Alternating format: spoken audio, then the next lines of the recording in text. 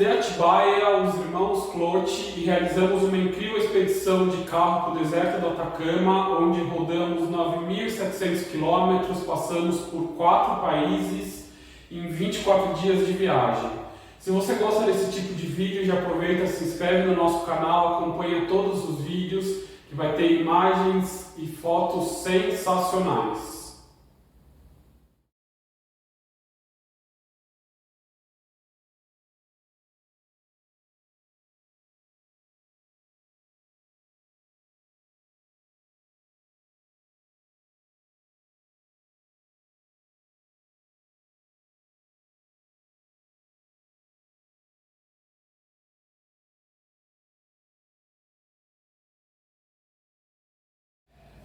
Bom, pessoal, o sonho de conhecer o Atacama e fazer uma viagem grande como essa começou em 2018, quando a gente começou a programar um mochilão pela América do Sul. Naquela época a gente acabou realizando um mochilão para o Peru, onde a gente ficou 23 dias, mas pesquisando os destinos, vendo os roteiros clássicos, a gente acabou descobrindo o Atacama, e daí você vê as imagens das paisagens, dos vulcões, dos passeios, do céu. Foi ali que abriu nossos olhos. Bom, a gente precisa realizar uma viagem para o deserto do Atacama.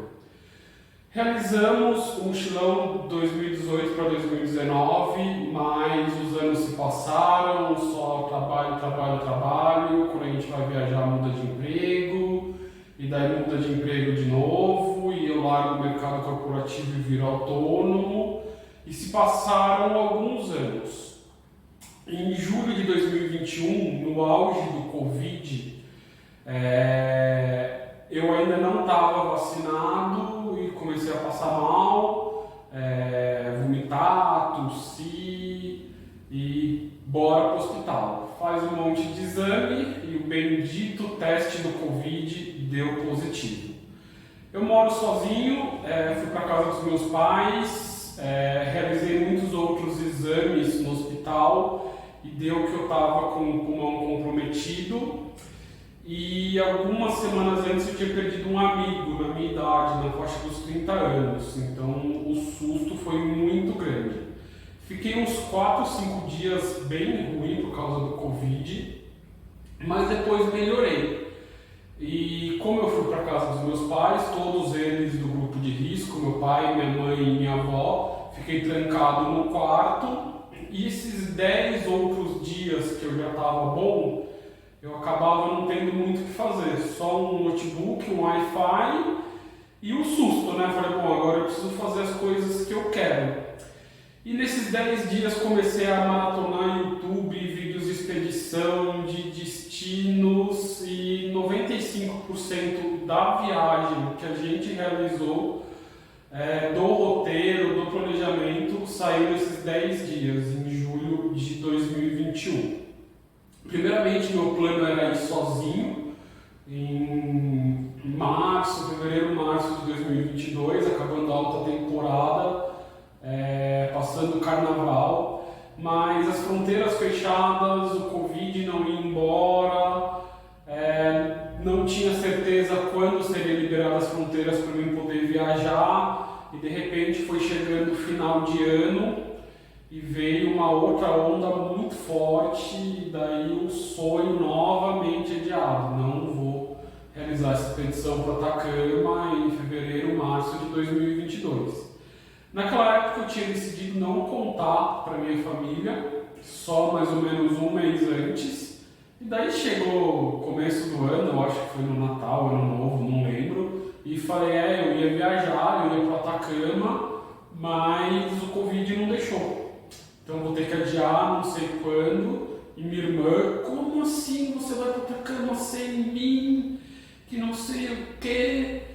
E daí papo vai, papo vem, ela ainda no mundo corporativo, começamos a discutir datas, ideias, e ela sai do mundo corporativo e definimos a data para 4 de abril de 2023. e pouco menos de um ano depois, 4 de abril de 2023, nós estávamos partindo de Atibaia para realizar esse sonho, fazer uma expedição de carro até o deserto do Atacama. Falando um pouco sobre o roteiro, quando eu planejei a viagem, o intuito era de passar pelo maior número de lugares possíveis. Hoje eu considero isso um erro, porque muitos lugares maravilhosos a gente passou muito rápido e acabou não curtindo. Outra coisa que eu vi para conhecer mais locais era entrar por um lugar e voltar por outro, não ir e voltar pelo mesmo lugar. E daí assiste vídeo na internet, vê as opções, a gente definiu. Sairíamos daqui de Atibaia, passaríamos pela Serra do Rio do Rastro, na verdade pela Serra Catarinense, porque a gente já conhecia mais ou menos o litoral catarinense, paranaense, Florianópolis, Balneário Camboriú e essa região, e desceríamos até Chuí.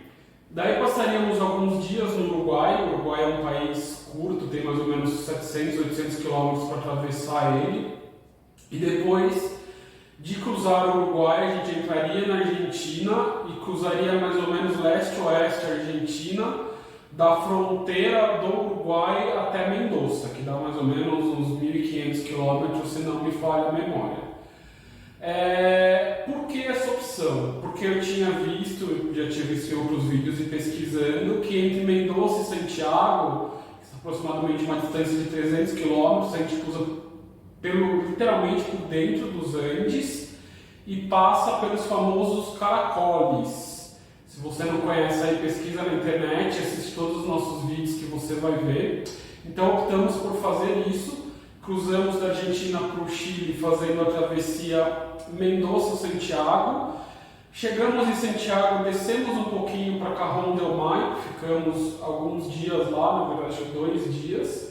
E depois já subimos em direção ao Atacama, que dava mais ou menos uns 1.700 quilômetros. Estando no Atacama, a gente ficou 6 dias lá, 5 dias passeando, e depois a gente voltou para o Brasil pelo norte da Argentina. Fizemos o famoso Passo Rama, cruzamos para a Argentina, descemos até por uma marca Salta Corrientes, estávamos em Foz novamente. Daí de Foz, dentro do Brasil, seguimos até Atibaia, dava mais ou menos uns 1.100 quilômetros, a gente tinha a opção de ir por Londrina ou por Curitiba, acabamos optando por voltar por Londrina para fugir tanto de Curitiba, cidade grande, quanto de São Paulo. Então é isso, vou deixar um mapinha compartilhado com vocês na tela para vocês poderem acompanhar mais ou menos o trajeto que a gente fez na viagem.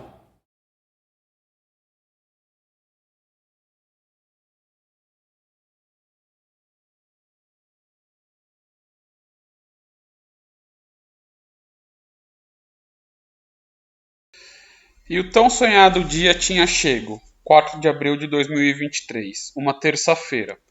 Depois de 2 anos de planejamento, estudando as possibilidades de roteiro, montando os roteiros, definindo paradas e passeios, checando todas as hospedagens, estimando custos, fazendo listinhas do que precisava comprar, comprando tudo que faltava, fazer revisão do carro, arrumar as malas, colocar tudo no carro, se despedir de famílias e amigos, finalmente era a hora. O sonho ia começar. Como o primeiro dia era muito longo, rodar 960 quilômetros até o Camping Ronda em Bom Jardim da Serra, Santa Catarina, optamos por madrugar, sair às 4 da manhã para chegarmos cedo no nosso destino e viajar com calma. Nesse dia dormi na casa da Carol, minha irmã, pois o ponto de partida seria lá. Acordamos às 3, ou pelo menos levantamos da cama, porque ninguém dormiu. Nos trocamos e tomamos aquele café da manhã super forte, que mais parecia tinta para começar no grau e bem desperto para o início do sonho. Nos despedimos do Fernando, meu cunhado e namorado da minha irmã, das gatinhas da Carol e saímos com o coração super a mil, ela chorando e não acreditando. Mas antes de pegar a estrada, tínhamos uma primeira parada, nos despedirmos dos velhos, nossos pais, que estariam acordados esperando a gente para o abraço final. E lá fomos nós, nos despedir deles. Cidade pequena, 10 minutos estávamos lá, eles acordados e ansiosos esperando por nós. Mais alguns abraços, choros, despedidas e chegou a hora. Partiu o Atacama. Era a hora de pegar estrada. Às 4h15 da manhã estávamos pegando rodovia, com 15 minutos de atraso do programado. Mas e daí? É férias, realização de sonho, então quem liga? Saímos de Atibaia pela Fernão Dias até São Paulo, que dá mais ou menos uns 60 quilômetros. Cruzamos São Paulo e pegamos a Regis, onde ficaríamos nela até Lages, Santa Catarina, por mais ou menos uns 750 quilômetros. Depois desceríamos em direção a Bom Jardim da Serra, passando por Urubici e dormiríamos no topo da Serra do Rio do Rastro. Como saímos de madrugada, passamos por São Paulo muito cedo e conseguimos escapar do trânsito. Parávamos a cada 200 quilômetros para inverter o motorista e para tomar café e comer um lanche, feito por nós mesmos em nossos fogãozinhos nos estacionamentos dos postos de rodovia, para economizar, e assim fomos o dia inteiro. Em Curitiba, um acidente nos fez perder muito tempo, um congestionamento muito grande e mais de uma hora para cruzar a cidade. Mas como era férias, o início da jornada, curtimos cada momento, não ligamos para o trânsito. Tínhamos planos de passar pela Serra Catarinense durante o dia, mas o trânsito e a tranquilidade ao dirigir e as paradas nos atrasaram e acabamos não aproveitando esse trecho de estrada. Chegamos na Serra Catarinense já à noite. Chegamos no camping por volta das 8 da noite. No trecho final pegamos muita neblina na estrada e tomamos um susto muito grande. Quando quase na entrada do camping, um coati atravessou a rodovia e por um triz não o atropelamos. Foi por muito pouco mesmo. Coração disparou, tiramos o carro em cima no volante. Mas ao chegar no camping tivemos uma primeira grata surpresa.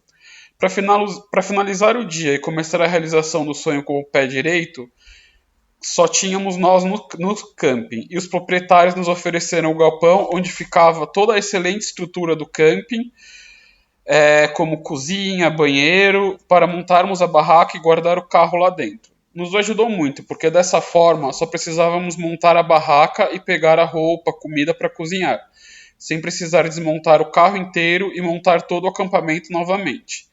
E assim tivemos uma excelente primeira noite. Capotamos. A primeira de muitas macarronadas deliciosas e uma noite muito, muito bem dormida. E com muita expectativa, pois o dia seguinte realizaríamos alguns dos nossos primeiros sonhos, como descer a Serra do Rio do Rastro. Bom, o primeiro dia foi incrível, foi uma delícia, tudo dentro do planejado, só que aí a gente chegou no camping, foi muito legal, a recepção, a gente amou o lugar e eu doida pra tomar um banho, assim, absurdamente doida por um banho quentinho. E aí entrei no banheiro, me deparei com um sapo dentro do box. Não era um sapinho, era um sapão. E eu falei, meu Deus do céu, o que que eu vou fazer? Então foi o primeiro perrengue que a gente passou, mas aí graças a Deus assim, foi o tempo de eu ir pegar minhas roupas e voltar, o sapo já tinha saído do box, então passou, né? Então foi resolvido. E aí depois disso também durante a noite a gente teve uma outra situação que foi bem chata, que assim, a gente ficou num lugar fechado, né, como vocês viram nas fotos. Só que bem do lado, assim, né, do lugar que a gente estava dormindo, tinha um monte de vaca, de porco. Meu, e as vacas mugiram a noite inteira, assim, literalmente a noite inteira, né? Então, assim, a gente estava muito cansados, nós conseguimos dormir, mas eu acordei várias e várias vezes com as vacas mugindo. E aí depois, no dia seguinte, conversando com o cara lá do camping, a gente foi descobrir que eles tinham acabado de tirar os bezerros das vacas, então elas estavam chamando pelos filhos, por isso, porque eu fiquei pensando, cara, deve ter bicho, né? Enfim, aquela preocupação toda. Mas superamos isso também e foi a primeira macarronada, né? A primeira gororoba, a gente nunca esquece, feita por mim, que fiz as gororobas na maior parte dos dias. Então foi uma delícia, né? Essa parte de cozinhar era uma das nossas favoritas.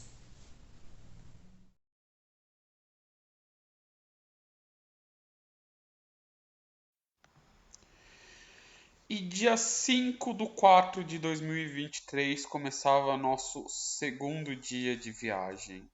Depois da primeira noite, Acho que a que nós tínhamos mais expectativa era a hora de começar o tão esperado segundo dia. Eu literalmente capotei. Mesmo com as vacas berrando, mugindo, eu deitei e só lembro de acordar com o despertador. Minha irmã acordou várias vezes, estava meio cozida, mas nada que atrapalhou o nosso dia. O despertador, o meu, estava para 7. Ela, como algo que se tornou hábito na viagem, acordava sempre um pouco mais cedo que eu para tomar banho e lavar o cabelo. Então, quando eu saí da barraca, ela já estava de banho tomado. Comecei a desmontar as barracas, guardar os cobertores, desinflar os colchões infláveis, enquanto ela preparava nosso café da manhã. Tomamos, como sempre, quase todos os dias, um cafezinho bem quentinho e tapioca com ovo para nos dar bastante energia durante a manhã e sair de barriga cheia. Junto com o macarrão, essa foi a refeição que mais comemos durante toda a viagem. Até brincamos, vamos ficar mais de um ano sem comer tapioca e macarrão. Mentira, a gente come toda semana. Café da manhã tomado, tudo desmontado e dentro do quarto era a hora de seguir viagem. Na verdade, tinha muitas coisas ainda para ver antes da gente pegar a estrada. E muitas coisas nos surpreenderam demais. A gente sabia que tinha, mas não esperava que era tão incrível. Para quem não sabe, o Camping Ronda fica dentro da Fazenda Ronda e além do camping, com uma paisagem magnífica, o camping possui duas outras atrações que nos deixaram fascinados. Primeiro, as impressionantes turbinas eólicas. Eu nunca tinha visto de perto, só em foto. Eu sei que tem muito no sul do Brasil e no Nordeste. A gente só vê aqueles caminhões carregando as hélices aqui na nossa região, mas de perto, quando você chega embaixo dela, é muito impressionante. E o Canyon Honda, que ficava praticamente do lado, 500 metros andando da onde a gente estava, é um dos canyons que tem na região. Então você de cima consegue enxergar aquele canyon incrível para baixo, mas a gente só teve esse vislumbre por alguns minutos, porque depois disso uma nuvem encobriu toda a paisagem e a gente não conseguia mais enxergar lá embaixo. Tudo que a gente via era uma nuvem incrível em cima da gente. Outra experiência bastante diferente.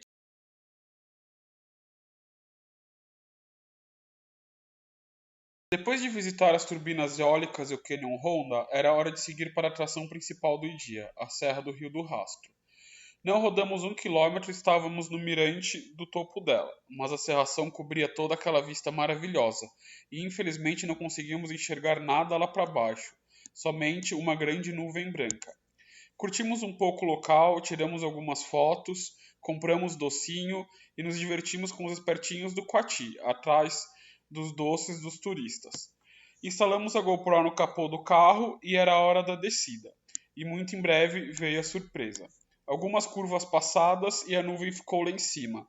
Se não tínhamos a vista do mirante, agora podíamos curtir tudo lá para baixo. Então, acompanhe aí e veja as incríveis imagens que a gente conseguiu fazer.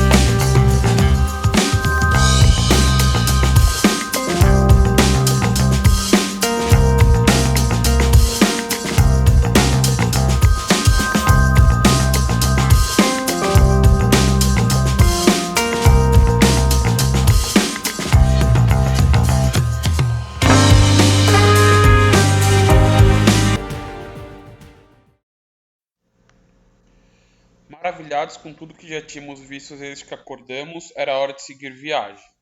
Mas espera aí, onde iríamos dormir? Estávamos planejados para dormirmos em Chuí, mas estávamos a uns 800 quilômetros de lá e já era hora do almoço. Impossível, íamos chegar muito tarde. Enquanto um dirigia sempre em direção ao extremo sul do Brasil, o outro pesquisava o destino. Calculamos que tínhamos que rodar mais ou menos uns 500 quilômetros para chegar umas 7 ou 8 da noite, dormir e continuar viagem no dia seguinte. Passávamos a distância, víamos as opções de cidade, procurávamos hotéis ou camping no Booking e no Google e víamos qual era a melhor opção. Depois de muita busca, poucas opções, acabamos definindo nosso local. Iríamos ficar em um hostel em Pelotas com quarto privado. E lá fomos nós para Pelotas. Chegamos por volta das 8 da noite, fizemos nossa janta, pois tinha cozinha, e fomos logo descansar, pois o próximo dia iria ser um outro grande marco na viagem. Entraríamos no nosso segundo país, entraríamos no Uruguai. Acordamos por volta das 7 da manhã, pois estávamos cansados. Dessa vez fui eu quem nem dormi bem, talvez devido ao barulho da cidade e dos carros, não sei. E acordei meio quebrada, enquanto minha irmã capotou. Estava muito cansada dos dias anteriores. O hostel tinha café da manhã, então não nos preocupamos em ter que cozinhar de manhã. Era só guardar as malas, comer e sair. Esse dia seria curto, rodar uns 250 quilômetros até Chuí, comprar chip e trocar dinheiro, e depois mais uns 50 até nosso próximo destino no Uruguai. Sentamos na mesa do café da manhã achando que ia ser um café rápido. Então a proprietária, Dona Marli, e outras duas pessoas que estavam hospedadas no hostel sentaram com a gente e começamos a trocar histórias. Ela era artesã e eles estavam viajando pelo sul do país vendendo mel. Pronto, nosso café da manhã se tornou uma ótima conversa e ficamos mais de hora ali. Saímos por volta das 10, passamos no centrinho de Pelotas para conhecer e tirar algumas fotos e logo pegamos estradas. Estávamos literalmente nos pampas gaúchos. Retas intermináveis e fazendas e mais fazendas dos dois lados. Tudo novo para a gente. Nunca havia rodado por aquela região e de novo estávamos encantados com a estrada, o que se tornou hábito. Chegamos no Chuí por volta de 1 da tarde. Abastecemos o carro, porque sabíamos que no Uruguai a gasolina era muito mais cara. E paramos na cidade para fazer as coisas que precisávamos, comprar chip e trocar dinheiro. Mas tivemos uma pequena surpresa. E as coisas não foram como a gente imaginava.